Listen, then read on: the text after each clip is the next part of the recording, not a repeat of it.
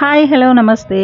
ఈరోజు మేము వినాయకుడిని నిమజ్జనం చేయడానికి బీచ్కి వెళ్తున్నాము. చెన్నైలోని ఈసీఆర్ దగ్గర ఉండేటటువంటి చాలా బీచెస్ ఉన్నాయి కదా, అందులో ఒక బీచ్కి వెళ్ళి వినాయకుడిని నిమజ్జనం చేయడానికి రెడీ అయ్యామన్నమాట. ఫ్యామిలీతో వెళ్తున్నాము. యాక్చువల్గా ఇంతకుముందే నేను మీకు చెప్పాను, మాకు చాలా దూరం అనమాట బీచ్.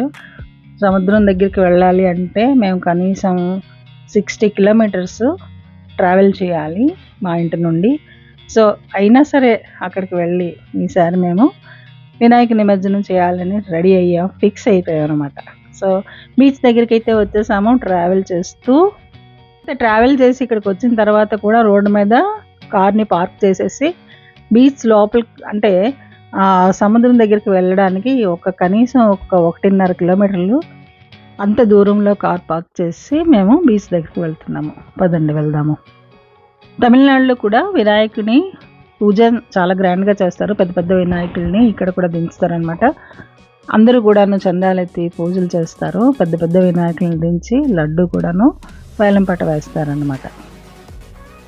ఇదిగోండి మనం బీచ్ దగ్గరికి అయితే వచ్చేసాము. చాలా అంటే చాలా ఖాళీగా ఉందన్నమాట, అసలు జనాలు లేరు. ఇప్పుడు పండగ టైం కదా, అందరూ వినాయకుడి దగ్గరికి స్టక్ అయిపోయారు.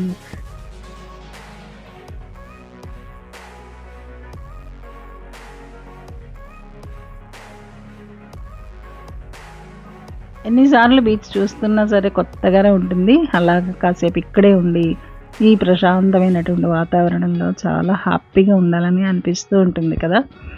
సో మాకైతే చాలా దూరంలో ఉంది, అయినప్పటికీ కూడాను మేము పిల్లలు వచ్చినప్పుడు వస్తూనే ఉంటాము. చాలా ఫ్రీక్వెంట్గా వస్తూ ఉంటాము బీచ్కి. జనరల్గా వైజాగ్లో ఉండేటప్పుడు మాకు చాలా దగ్గరలో ఉండదు. 5 km వెళ్ళేసరికి నాకు బీచ్ వచ్చేసేది అనమాట. సో ఇక్కడైతే కనీసం 60 కిలోమీటర్లు రావాల్సి వస్తుంది, 60 km రావాల్సి వస్తుంది. ఇంకా అయ్యో మా హస్బెండ్ వినాయకుడిని నిమజ్జనం చేస్తున్నారు. గణపతి బప్ప మోరియా, గణపతి బప్ప మోరియా. సో ఈ రకంగా మేము ఈ సంవత్సరం సముద్రంలో వినాయకుడిని నిమజ్జనం చేస్తామన్నమాట. మా ఇంట్లో పూజ చేసినటువంటి వినాయకుడిని. ఇదిగో పెద్ద పెద్ద వినాయకుడిని కూడా ఇక్కడ నిమజ్జనం చేస్తారు. రిస్క్ స్క్వాడ్ వస్తుంది కదా, వాళ్ళ చేత చేయిస్తున్నారు. మనం డైరెక్ట్గా వెళ్ళి చేయడానికి అవ్వదు. మాదంటే చిన్న వినాయకుడు కాబట్టి మేము చేసేసాము. పెద్ద పెద్ద వినాయకుళ్ళు అయితే మాత్రం వాళ్ళు వచ్చి స్క్వాడ్ వచ్చి చేస్తారనమాట. సో అది కూడా మీకు చూపిస్తాను. ఒక వినాయకుడిని ఏ రకంగా వీళ్ళు నిమజ్జనం చేస్తున్నారు అనేది చూపిస్తాను. ఇక్కడ చెన్నైలో వినాయక నిమజ్జనం ఎలా ఉంటుందో అది కూడా మీరు చూసేయండి. చూసారా, ఈ స్క్వాడ్ తీసుకెళ్తున్నారు. జనరల్గా తీసుకొచ్చిన వాళ్ళు అక్కడే ఉన్నారు, వాళ్ళని అలౌ చేయట్లేదు లోపలికి. వీళ్ళు ఈ స్క్వాడ్ మాత్రం వీళ్ళు తీసుకువెళ్ళి లోపలికి తీసుకెళ్ళి నిమజ్జనం చేస్తున్నారు అనమాట. అంటే ఎలాంటి రిస్క్ లేకుండా పీపుల్కి అన్ని వీళ్ళే చూసుకుంటున్నారు. చాలా బాగుంది కదా, సిస్టమేటిక్గా ఉంది. చూసారా వాటర్ ఫ్లోటింగ్ ఎంత ఉందో. అందుకనే వాళ్ళు ఎవరిని కూడాను ఒరిజినల్ పీపుల్స్ని రానివ్వట్లేదు. వీళ్ళు ఇక్కడ ఉండే స్క్వాడ్ మాత్రమే వీళ్ళే నిమజ్జనం చేస్తున్నారు. వీళ్ళకి కూడా ఈత వచ్చు అనమాట, స్విమ్మింగ్ వచ్చు కాబట్టి ఆ స్క్వాడ్ సపరేట్ పీపుల్ ఉంటారు, వాళ్ళు మాత్రమే చేస్తారనమాట. ఎవరికి ఎలాంటి రిస్క్ లేకుండా వీళ్ళన్నీ చూసుకుంటారు. నిజంగా ఈ పద్ధతి అయితే చాలా చాలా బాగుంటుంది. మాది చిన్న వినాయకుడు కాబట్టి ఒడ్డు నుంచి నిమజ్జనం చేసేస్తారు. రిస్క్ స్క్వాడ్ వచ్చి వాళ్ళే ఈ వినాయకుడిని అనుకుంటున్నారనమాట. చాలా బాగా చేస్తున్నారు వీళ్ళు, చాలా కష్టపడుతున్నారు. నిజంగా హ్యాట్స్ ఆఫ్ టు దెమ్. ఈ విధంగా వినాయకుడి నిమజ్జనం అయిపోయిన తర్వాత ఈ వినాయకుడు మళ్ళీ ఒడ్డుకి వచ్చేస్తున్నాడు, మళ్ళీ లోపలికి వెళ్తున్నాడు. కాసేపు మేము ఇక్కడే ఇలాగే చూస్తూ ఉండిపోయాం అనమాట. వాటర్లో ఫ్లోటింగ్ అవుతూ ఉన్నటువంటి ఈ గణపతిని అలా చూస్తూ కాసేపు మేము ఇక్కడే ఉన్నాము.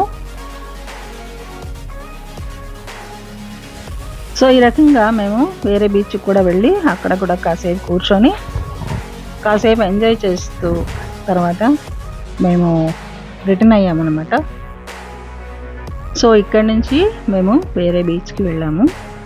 అది కూడా 1 కిలోమీటర్ నడుస్తూ ఉంటే బీచ్ వచ్చింది.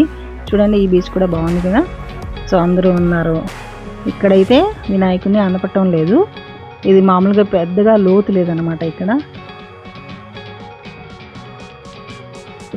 సో మేమైతే స్నాక్స్ తెచ్చుకున్నాము, కూర్చొని నలుగురం కూడా ఎంజాయ్ చేస్తూ కాసేపు గడిపేసాం అనమాట.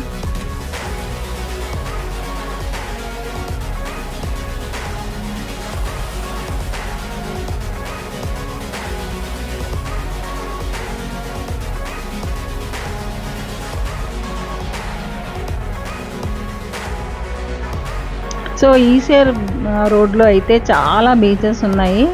ఏ సందులో దూరినా సరే పెద్ద బీచ్ కనిపిస్తుంది మనకి. కాకపోతే ఏంటంటే ఇంకా కొంచెం ముందుకు వెళ్ళినట్లయితే మనకి మెయిన్ రోడ్ అనమాట, తార్ రోడ్లా ఉంటుంది.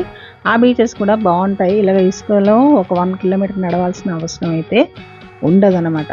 ఆ రకంగా కూడాను బీచెస్ మనకు కనిపిస్తాయి. ఎప్పుడైనా మీరు ఈసీఆర్ వచ్చినప్పుడు అయితే మీరు బీచెస్ చూడవచ్చు. చాలా బీచెస్ ఉంటాయి కాబట్టి మనం హ్యాపీగా ఎంజాయ్ చేయొచ్చు. మేమైతే చాలాసేపు కూర్చొని ఎంజాయ్ చేసాము, కబుర్లు చెప్పుకున్నాము చాలా.